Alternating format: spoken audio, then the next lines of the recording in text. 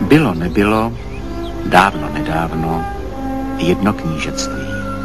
Takhle šťastně a spokojeně byste žili, nebýt toho, že se jednomu knížectví zdálo, že se v druhém mají lépe. A to, že je příčina, proč se v prvním mají zle. A třetí knížectví počkalo, až se první dvě pobijí.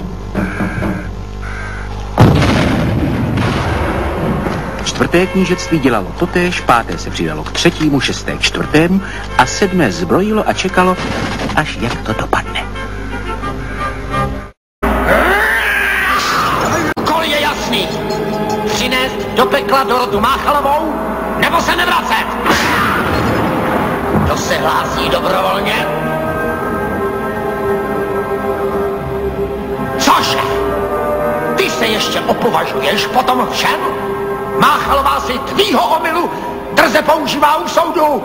Když já myslel... Ticho! A hlavně nemyslet. Nebo z tebe udělám žížalu. A z tebe taky. Ostatně bys to potřeboval jako sůl. Na myšlení jsme tady my. No ty rozhodně ne, trápale. Že ne?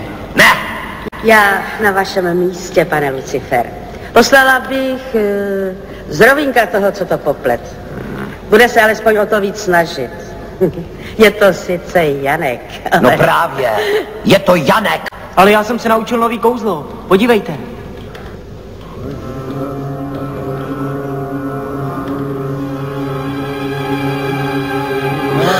Doufám, si uvědomíš, že brát na sebe cizí podobu může jenom kníže Pekel.